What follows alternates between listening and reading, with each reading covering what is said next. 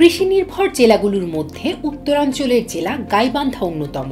সারা বছর এই জনপদের উর্বর মাটিতে বিভিন্ন রকম ফসলের আবাদ হয়ে থাকে।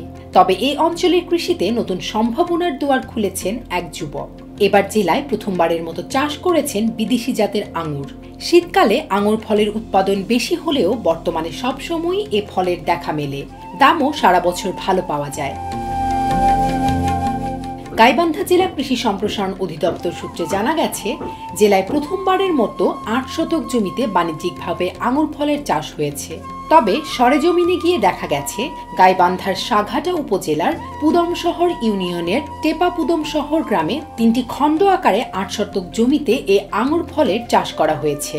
এই আঙুর ফলের চাষ করে সবাইকে তাক লাগিয়ে দিয়েছেন ওই এলাকার যুবক আশিকুর রহমান। ইউটিউব দেখে অনুপ্রাণিত হয়ে প্রথমে অনলাইনের মাধ্যমে দিনাজপুর থেকে কয়েকটি গাছ নিয়ে আসলেও এখন তার ওই ফলের বাগানে ৩৬ জাতের আঙুর ফলের গাছ রয়েছে, যা রীতিমতো ফলন দিয়ে যাচ্ছে। তুলনামূলকভাবে সেই আঙুর ফলগুলো মিষ্টি হওয়ায় বাজার দরে বিক্রি করছেন ওই যুবক। আমি ১ বছর ৪ মাস আগে আঙ্গুরের বাগান শুরু করছিলাম কয়েকটি জাত দিয়ে। আলহামদুলিল্লাহ আমার বাগানে এখন মোটামুটি ৩৬টা জাত আছে।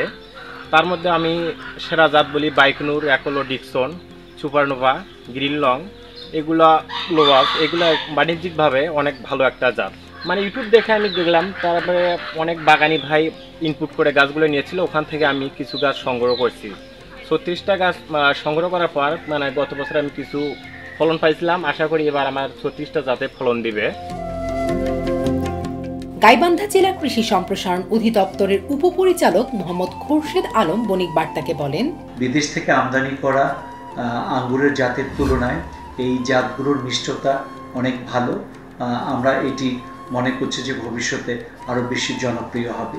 এই ৩৬টি জাত থেকে যে জাতগুলো তুলনামূলকভাবে অধিক ফলন দেবে এবং যে জাতগুলোর মিষ্টতা তুলনামূলকভাবে বেশি হবে, আমরা কৃষি বিভাগ প্রয়োজনীয় পরামর্শের মাধ্যমে এবং সহযোগিতার মাধ্যমে ভালো জাতগুলো আশিকুর রহমানের এই জাতগুলো থেকে আলাদা করব এবং ভালো জাতগুলো সম্প্রসারণে বিভিন্ন জায়গায় পৌঁছে দেওয়ার জন্য কৃষি বিভাগ নিয়মিত কাজ করে যাবে।